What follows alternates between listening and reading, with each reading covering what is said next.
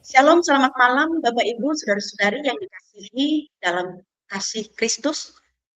Di tengah hiruk-pikuk kehidupan, terutama di usia remaja dan pemuda, perasaan seringkali datang seperti gelombang. Kadang tenang, kadang juga menghantam. Nah, pada malam hari ini, saya Benalia Hulu selaku host yang akan memandu acara kita dalam talk show, doa, dan konseling Majelis Pendidikan Kristen di Indonesia.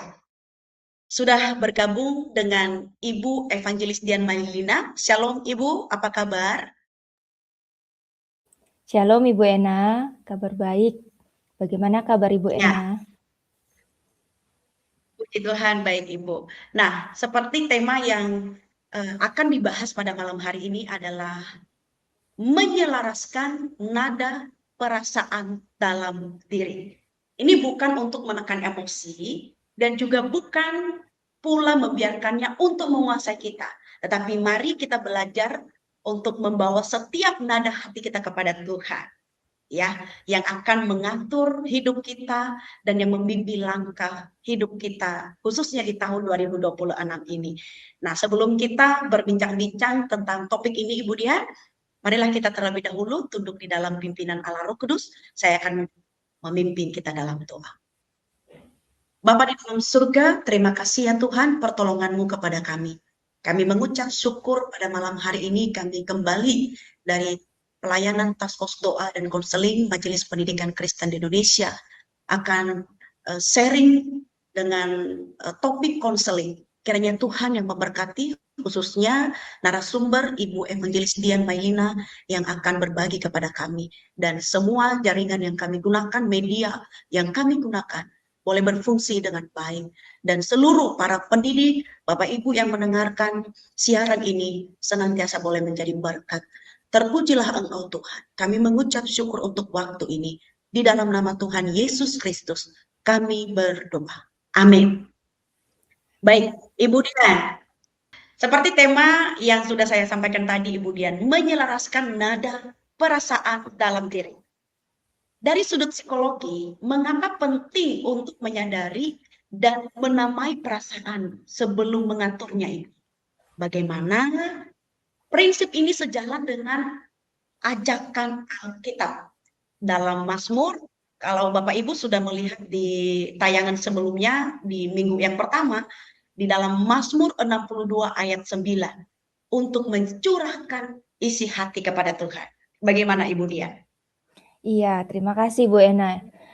Bapak Ibu menyelaraskan nada perasaan. Perasaan itu sebenarnya kayak nada dalam hidup kita, dalam hati kita ya. Ada nada mayor, ada nada minor, ada nada yang ceria, ada nada yang bisa bawa kita juga akhirnya terharu, seperti itulah perasaan kita. Nah, bagaimana menyadari dan menamai perasaan itu menjadi sesuatu hal yang penting. Karena sesungguhnya Bu Ena, waktu kita menyadari dan kita itu mampu memberi nama perasaan kita, itu jadi satu langkah pertama yang penting untuk kita bisa meregulasi perasaan, bisa mengatur perasaan, gitu ya.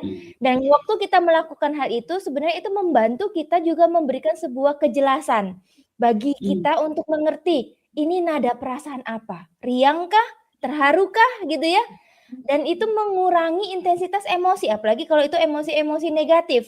Bahkan membuka sebuah ruang buat kita tuh bisa berespon dengan lebih sadar. Nah, kita tuh jadi nggak reaktif, tapi kita bisa punya sebuah kesadaran untuk bisa meresponi emosi itu dengan sehat. Hal itu sejalan dengan apa yang firman Tuhan katakan, Mazmur 62 ayat 9. Saya bacakan ya.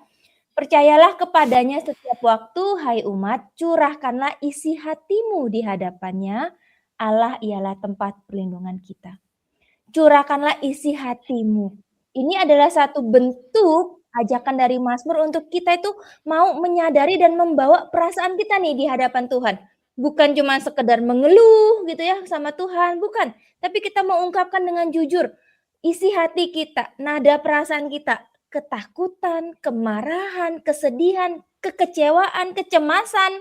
Dengan kita mencurahkan isi hati kita kepada Tuhan, kita juga mengakui Tuhanlah tempat perlindungan. Semua apa yang kita alami dan kita rasakan. Kita nggak sendirian dalam kita mengatur emosi kita. terang Tuhan memberikan kepada kita pengertian bahwa ini namanya kecewa. Dan kita juga akhirnya menyerahkan gitu ya, emosi kita, perasaan kita kepada Tuhan di dalam relasi yang aman kepada Tuhan. Nah, ini sejalan nih dengan perintah Tuhan, yaitu curahkanlah isi hatimu. Kita bisa menyatakan perasaan kita di hadapan Tuhan dan bahkan pengakuan iman kita bahwa Dialah tempat perlindungan kita. Begitu Bu Ena. Wow, kemudian luar biasa ya. Ternyata di dalam kehidupan kita bisa dapat mengibaratkan kayak nada musik seperti itu tadi Ibu bilang ya, dan sesungguhnya kita hanya dapat mencurahkan kepada Tuhan isi hati yang sedih, cemas, atau kecewa, hanya serahkan kepada Tuhan. Ya, kiranya Tuhan memberkati kita. Ibu Dian, yang kedua, Ibu Dian, apa perbedaan antara mengendalikan perasaan dan menekan perasaan? Bagaimana iman Kristen membantu kita, khususnya nih anak-anak Tuhan, anak-anak remaja yang di luar sana, bagaimana mengelola emosi tanpa terjebak dalam kepura-puraan rohani? Silakan. Ya, ini pertanyaan menarik sekali nih Bu Ena. Mengendalikan perasaan versus menekan perasaan. Kita ibaratkan seperti ini, kalau kita bilang mengendalikan perasaan, mengatur perasaan, regulasi emosi gitu ya, mengelola perasaan, kita itu berarti pertama-tama kita menyadari dulu. Kita menyadari ada perasaan nih, kayak ada sesuatu gitu ya dalam hati kita gitu. Biasa kan perasaan dihubungkan dengan hati, dada gitu ya, ada sesuatu. Ketika kita menyadari, kita mengenali, kemudian kita mengakui, oh iya saya ini lagi rasa marah. Nah, seperti yang kita pernah jelaskan di minggu pertama di Januari, waktu kita sudah mengenali, menyadari, maka bagiannya adalah kita coba memahami, apa sih yang buat kita marah gitu ya. Kemudian kalau kita bilang mengendalikan atau regulasi tadi, maka kita juga memilih cara yang tepat untuk mengekspresikan emosi itu. Contoh, kalau waktu marah, ya saya marah nih sama mama saya, misal kalau anak remaja gitu ya, saya marah banget nih sama mama gitu ya. Maka waktu kita tahu kita lagi marah, kemudian kita cari tahu kenapa ya kok saya marah sama mama. Apakah kita marah sama nadanya mama? Apakah kita marah sama ketidakmengertiannya mama? Atau kita marah sama sikapnya dia gitu ya, matanya dia memandang kita, apa sih yang buat kita marah? Waktu kita mengenali pemicunya, kemudian kita memilih, nah ini pilihan ya, kita memilih ada cara untuk mengekspresikan. Bukan balik misal, lawan mama dengan nada yang lebih keras, atau bahkan banting pintu kalau bisa anak remaja gitu ya. Tapi kita memilih dengan, oke kita bicara dengan tenang. Atau kalau kita belum bisa bicara, ambillah waktu untuk menenangkan dirimu dulu. Tarik nafasmu, masuk kamarmu. Nah, itu kita bilang mengelola emosi, mengendalikan perasaan. Kalau menekan perasaan, itu beda. Kita menyadari, sama-sama menyadari. Ada sesuatu yang tidak enak. Tidak suka nih dari apa yang barusan mama katakan. Jadi ada rasa yang tidak enak, tapi tidak kenali. Apa sih perasaan itu? Pokoknya panas aja dada ini gitu ya. Kemudian bukan hanya tidak mengenali, tapi akhirnya juga menolak, mengakui. Udahlah, daripada nanti makin konflik sama mama, kayak gitu ya, atau nanti makin dimarahin sama mama, akhirnya enggak mau mengakui ada perasaan kecewa, ada perasaan marah gitu ya. Menyangkalinya dengan cara apa? Menekan, press, ditekan gitu ya, ditekan perasaannya, dipendam perasaannya. Kalau orang bilang suka mendem, nah itu dipendem perasaannya. Berbahaya enggak? Berbahaya. Kenapa bahayanya? Karena waktu kita menekan perasaan tuh biasanya ya, kita kecewa nih sama mama sekali, terus kita tekan, terus kita dapetin lagi misal sesuatu yang kita nggak suka, misal mama melakukan, nggak mengerti kita lah misal kayak gitu, terus kita tekan lagi. Nanti lama-lama anak remaja ini akan jadi apa? Jadi anak yang meledak emosinya. Mamanya kali ini bukan tidak mengerti, tapi mungkin ya namanya orang tua ya, kadang mau mencoba mengerti, tapi mungkin mencari cara mengerti, anaknya sudah meledak emosinya di hadapan orang tuanya. Atau bahkan nanti jadinya dia tekan-tekan, jadinya kecemasan, muncul anxiety disorder, muncul kecemasan yang berlebihan. Itu kalau menekan. Nah, bagaimana iman Kristen membantu kita meregulasi perasaan? Saudara, kalau kita baca ya Efesus 4 ayat 26 aja ya, salah satu ayat yang berbicara tentang emosi marah. Apabila kamu menjadi marah, janganlah kamu berbuat dosa. Jelas ya? Nanti ada belakangnya lagi. Jangan sampai matahari terbenam. Kita boleh enggak marah? Boleh. Boleh nggak marah Bu Ena? Boleh ya? Karena marah itu adalah emosi yang wajar ya. Kita kan diciptakan Tuhan itu sebagai manusia yang memiliki sisi emosi gitu ya, emosional gitu ya. Ada sisi aspek perasaan itu. Itu ada sesuatu yang wajar. Tapi kita punya tanggung jawab atas respon emosi kita. Firman Tuhan ini lewat ayat ini sebenarnya mau mengajarkan kita bahwa hidup jujur di hadapan Tuhan bukan pura-pura. Kita mengelola emosi kita, kita punya penguasaan diri terhadap emosi kita. Jangan biarkan dirimu berbuat dosa. Artinya ada pengendalian diri. Kalau kita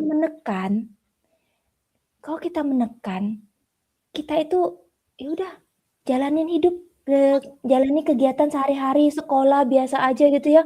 Pura-pura seperti tidak ada kecewa, ditekankan ya, dipendem. Sampai kapan? Sampai matahari terbenam. Padahal marahnya masih ada. Jadi tersimpan sampai matahari terbenam. Nanti pas malam-malam ada adik coel sedikit kah atau ada temennya apa, kita langsung sensitif. Marah, ya. Kita langsung marah. Nah, kita dibawa sama Tuhan, kita diajarkan oleh firman Tuhan bahwa emosi itu sesuatu yang pasti kita punya. Tapi bagaimana tanggung jawab kita untuk kita bisa mengelolanya, meresponnya dengan benar di hadapan Tuhan, bukan dengan berpura-pura. Seakan-akan tidak ada apa-apa, gitu ya. Tapi kita bisa dengan jujur, dengan apa adanya.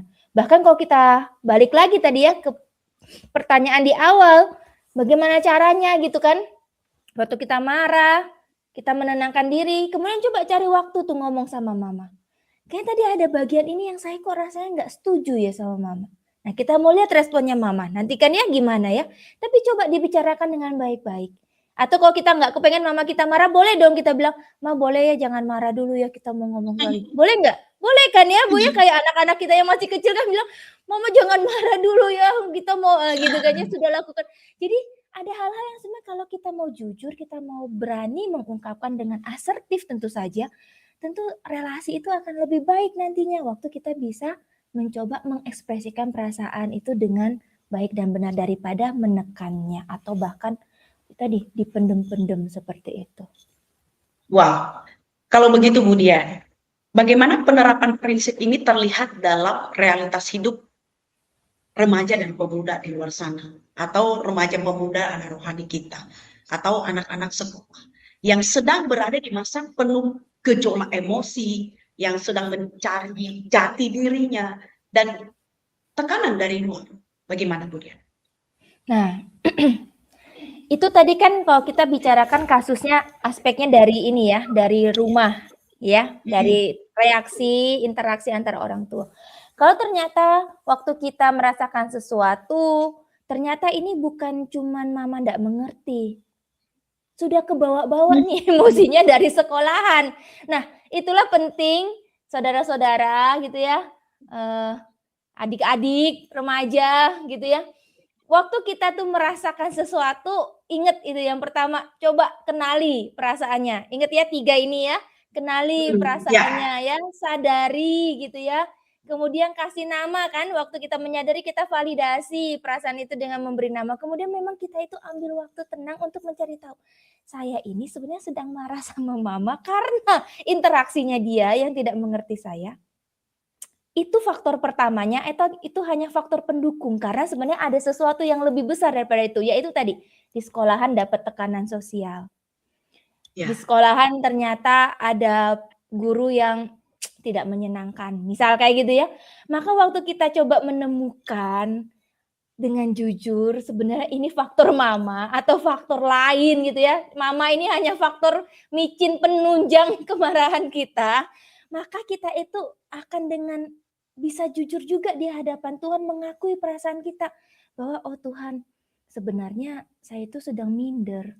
Sebenarnya saya itu sedang ada rasa iri sama teman-teman. Gitu ya, puber ya. Sebenarnya saya itu sedang ada rasa terkucilkan di sekolahan. Nah, waktu mau cerita mama enggak mengerti. Jadi mama ini cuma faktor pendukung aja gitu ya, menambah emosi kita jadi gejolaknya jadi besar. Waktu kita menerapkan itu, coba dengan jujur. Jadi terbuka dan jujur dengan dirimu, dengan Tuhanmu, di ruanganmu gitu ya. Berhenti sejenak, berdoa, tarik nafas, rasakan hadiran Tuhan. Bahkan Tuhan nanti akan menunjukkan bahwa kamu ini sebenarnya gitu ya, marahnya karena teman-temanmu enggak mau berteman sama kamu. Gitu. Jadi waktu kita sedih dong. Jadi bukan hanya marah, nanti ada ekspresi sedih di dalamnya. Maka ungkapkan itu. Kalau bisa, ambil buku jurnalmu, tulis dalam jurnalmu. Apa yang kamu rasakan, kenapa kamu rasakan itu. Curahkan itu semua. Nggak ada yang salah waktu kita mencurahkan tulisan perasaan kita. Nada-nada itu kita buat dalam bentuk benar-benar tulisan gitu ya. Kemudian apa? Kita bawa dalam doa. Firman Tuhan yang pernah engkau hafal, yang pernah engkau dengar, itu akan menjadi jangkar yang kuat. Identitas dirimu di dalam Kristus. Ingat bahwa engkau anak Allah. Ingat bahwa engkau dikasihi oleh Tuhan. Firman Tuhan itu akan menjadi dasar yang kokoh waktu emosi kita bergejolak. Gitu ya. Jangkar yang kokoh, fondasi yang kokoh itu. Untuk waktu emosi kita bergejolak, kita jadi makin mengerti Tuhan kita, dan kita makin ngerti diri kita. Nah, next step-nya kalau dalam kehidupan remaja, kalau engkau punya komunitas yang aman, gitu ya, engkau punya pembimbing rohani yang engkau percayai, engkau punya kakak rohani, maka boleh. Selanjutnya kita cerita sama dia, Kak, sebenarnya tuh minggu lalu tuh aku tuh rasain ini, rasa terkucilkan, rasa terbuli kayak gitu ya oleh sikap temanku, terus mamaku juga nggak ngerti. Kita boleh sharing sama mereka supaya apa? Supaya akhirnya kita juga akhirnya terbuka sama ini namanya accountability ya, kita terbuka sama kakak rohani kita yang bisa kita percayai sehingga kita bertumbuh bersama-sama dengan dia, sama mereka, sama komunitas ini KTB atau apa. Nah, itu membantu nih anak remaja untuk bisa menjalani kehidupan mereka yang penuh gejolak ini gak sendirian. Gitu ya, bersama Tuhan, dengan dirinya juga bersama dengan orang-orang yang bisa bertumbuh bersama-sama. Ya, terima kasih Bu Dian untuk penjelasannya. Nah, di tengah pergumulan ini ya Bu ya, muncul tantangan lain. Bagaimana kita tahu ya, ini nggak hanya berlaku kepada anak remaja pemuda, kita juga selaku guru atau selaku pembina rohani buat anak-anak kita. Bagaimana kita tahu apakah yang kita rasakan benar-benar itu berasal dari Tuhan atau yang kita rasakan ini hanya suara emosi yang sedang kacau, yang sedang hancur, Bu Dian, bagaimana? Oke. Kalau kita bicara mengenai emosi, Bu Ena, maka emosi ini muncul dalam diri kita sebagai sebuah respon dari apa yang kita rasakan. Gitu ya. Kalau emosi negatif jadi sebuah tanda akan apa yang kita rasakan. Jadi kalau nih kita ngerayain happy birthday, maka dirayain sama orang tua, maka kan perasaan seneng dong ya biasanya kan. Jadi respon atau satu bentuk ekspresi di mana kita nih kayak pengalaman kita apa, maka itulah perasaan kita. Betul. Nah, kalau emosi negatif sama. Kita diserempet orang, gitu ya, muncul perasaan negatif. Kita diganggu teman, muncul perasaan negatif. Nah, kalau ditanya bagaimana kita bisa membedakan perasaan dari Tuhan, kita ngelihat perasaan itu memang bagian dari ciptaan Tuhan. Yang membedakan ini, perasaan ini akan jadi apa biasanya? Jadi waktu kita kesel diserempet orang, ini akan jadi apa? Apakah akan jadi bentuk makian atau ini akan jadi bentuk bahwa ya kita kesel karena diserempet orang, kemudian kita mencoba mengelola perasaan itu dengan tenang, kemudian udah kita lebih menenangkan diri, berhati-hati berkendara. Jadi kalau bilang apakah perasaan itu dari si jahat? Saya melihat perasaan sebagai bentuk respon dari pengalaman. Tapi next-nya itu bisa dipakai memang. Bisa akhirnya jadi tipu daya, bisa kemana-mana, bisa. Tapi respon kita terhadap lingkungan kita, terhadap pengalaman kita, itu pun adalah bagian dari kita sebagai ciptaan Tuhan. Nggak ada yang bukan dari Tuhan. Saya ngelihatnya itu ya. Tapi the next-nya yang bisa akhirnya jadi hal-hal yang itu. Dari kita lihat aja lah Daud ya. Dari dia berzina, kemudian akhirnya bisa membuahkan hal yang lain, membunuh gitu kan ya. Nah, respon dia suka sama Betsata karena dia wanita cantik, ya kan ya. Tapi kan the next-nya adalah oh iya ya dia kan istri orang, misal kayak gitu ya kalau di counseling ya. Oh ya dia kan nggak boleh gitu. Tapi kan respon melihat wanita cantik bahwa oh ya dia cantik, dia mungkin kagum, bukan untuk memiliki. Betul kan ya? Jadi perasaan kita akhirnya mengagumi, perasaan kita itu wajar, tapi bagaimana akhirnya nanti, bagaimana seterusnya. Nah, itu yang kita perlu benar-benar minta hikmat dari Tuhan. Waktu kita bilang kita meregulasi perasaan kagum kita, perasaan kecewa kita, perasaan marah kita. Karena pada akhirnya nanti bisa berarah kembali pilihannya. Bisa berarah pada hal yang berkenan pada Tuhan atau berarah ke hal yang hanya kepentingan kepuasan diri sendiri. Wow. Nah, kemudian bagaimana praktik seperti doa, refleksi firman, dan komunitas iman bisa menjadi wadah aman untuk memproses perasaan-perasaan. Seperti yang dianjurkan dalam psikologi melalui ruang ekspresi yang sehat tentunya, Bu Dian. Bagaimana ini, Bu Dian? Oke. Kita tadi bilang bahwa dalam doa cari ruang tenang, waktu tenang gitu ya. Terus kita bawa dalam doa. Bagaimana praktik doa itu kok bisa jadi wadah yang aman? Saudara, kita kan pun kalau waktu konseling atau kita bercerita sama teman kita cari orang yang aman. Betul nggak? Kita juga nggak bercerita sama orang yang kita mau konseling atau teman kita di ruangan yang publik yang semua orang bisa dengar kisahnya kita, kan juga enggak ya. Pasti kita juga cari ruang yang aman, tempat yang aman, terus orang yang aman. Doa itu tuh tempat paling aman kita. Kita bisa jujur sepenuhnya tanpa takut ditolak sama Tuhan, tanpa takut dihakimi oleh Tuhan. Kita boleh bawa semuanya kepada Tuhan. Jadi doa jadi ruang ekspresi yang aman, bebas untuk mengungkapkan isi hati kita. Tadi kita katakan mencurahkan isi hati kita. Kepada siapa? Kepada orang yang aman, pribadi yang aman. Kita tahu dia mengasihi kita. Tahu dari mana Bu Dian kok dia mengasihi kita? Saudara, apalagi yang enggak Tuhan berikan nyawanya buat kita. Jelas Paulus bilang kan, waktu kita masih berdosa, Tuhan tuh mengasihi kita sebegitunya sampai dia mencurahkan darahnya dan tubuhnya di atas kayu salib, hidupnya buat kita. Gak ada Tuhan gak mengasihi kita. Apalagi sekarang waktu kita sudah jadi anak-anak Tuhan. Tuhan mengasihi kita. Kita datang sama orang yang tahu kredibilitasnya dia mengasihi kita. Gitu ya. Kita datang dengan orang yang aman. Di situ akan memberikan sebuah ruang yang aman untuk kita itu berani menjadi diri kita. Tuhan, saya marah sama orang ini. Kenapa orang ini kok perlakukan saya kayak gini? Kita bisa bawa semuanya kepada Tuhan. Ditambah dengan refleksi kita.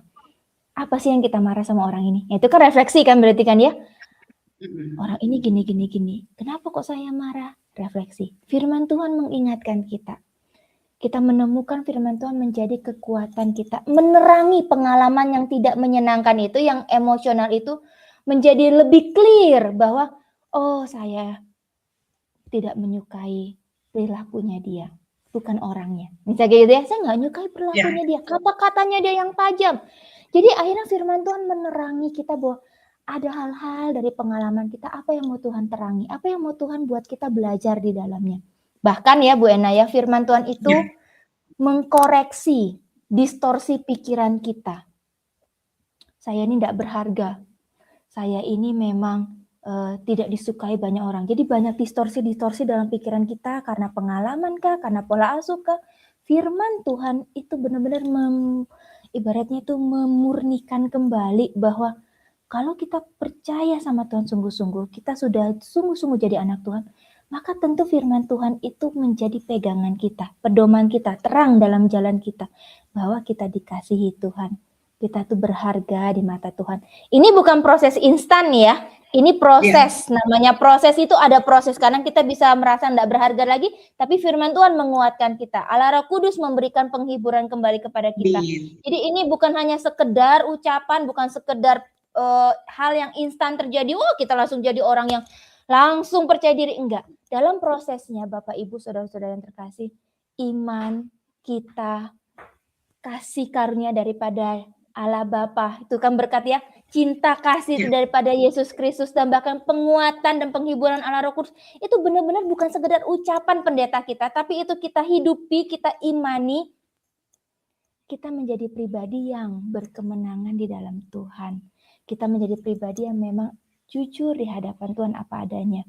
Jadi aspek ini komunitas juga kan Ibu Ena tanyakan, komunitas juga semuanya Tuhan pakai semuanya untuk bisa menyelaraskan hidup kita. Selaras dengan apa? Tentu saja selaras dengan kebenaran Tuhan dan selaras juga dengan firman Tuhan. Kita makin dibersihkan, kan carang kita itu makin dibersihkan oleh Tuhan, dan kita makin berbuah. Untuk siapa? Untuk Tuhan. Kembali, perasaan kita berbuah dengan hal positif untuk kemuliaan Tuhan. Bu Dian, terima kasih Bu Dian. Saya dapat mengambil kesimpulan singkat. Nanti silakan Ibu tambahkan. Menyelaraskan nada perasaan kita ini bukan berarti kita memadamkan emosi, tetapi menyerahkannya kepada Kristus yang menjadikan hati kita penuh syukur, utuh, dan selaras bagi kemuliaan nama Tuhan. Gitu ya Bu Dian. Dan Betul Bu Dian, sekali. untuk closing statement silakan Bu Dian. Iya, saya setuju sekali dengan statementnya Bu Ena. Menyelaraskan nada perasaan. Perasaan kita itu jadi respon dari apa yang kita alami. Waktu itu datang, kita mulai menyelaraskan. Menyelaraskan dengan apa? Kita menyelaraskan dengan diri kita, bahwa kita mengakuinya, kita mengenalnya, kita memahaminya, kenapa ini terjadi, dicoba cari. Kemudian kita selaraskan dengan kebenaran firman Tuhan di dalam diri kita, bahwa kita ini berharga, gitu ya, walaupun pengalaman kita tidak menyenangkan, kita ini dikasihi Tuhan, dan kita hidup. Nada-nada perasaan kita bukan jadi sesuatu yang akhirnya menjadi batu sandungan buat orang-orang di sekitar kita, tapi nada-nada perasaan kita, walaupun nadanya ada nada tinggi, nadanya ada nada rendah, nadanya ada nada girang, ada nada terharu, tapi itu menjadi sebuah teladan. Orang-orang bisa melihat siapa? Melihat Tuhan dalam hidup kita, melihat Tuhan dalam cara kita mengelola perasaan kita, sehingga kemuliaan Tuhan dimuliakan, nama Tuhan dimuliakan, kita jadi teladan dalam hidup kita buat orang-orang di sekitar kita. Oke, terima kasih banyak Bu Dian untuk penegasan di bagian akhir. Bu Dian, mohon kesempatan untuk menutup kita di dalam doa dan sesi ini, biarlah pelayanan kita ini boleh menjadi berkat bagi Bapak Ibu yang ada di luar sana, para pendidik yang mendengarkan siaran ini. Silakan Bu Dian.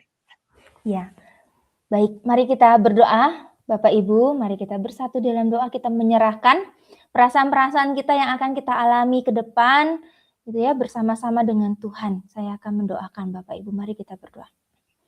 Bapa kami dalam kerajaan surga, Bapa terima kasih sekali lagi kalau kami boleh masuk di tahun ini, di tahun 2026.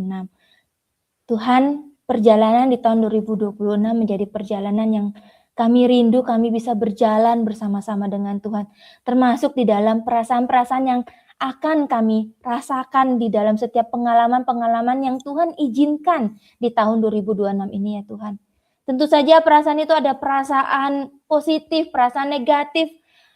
Tuhan, apapun perasaannya, Tuhan tolong kami untuk kami ini bisa akhirnya diberikan kekuatan dapat menyelaraskan setiap nada-nada perasaan kami menjadi sebuah nada yang indah di hadapan Tuhan, menjadi sebuah puji-pujian yang indah yang Tuhan dengar, dan itu akhirnya memuliakan nama Tuhan, diperkenan oleh Tuhan.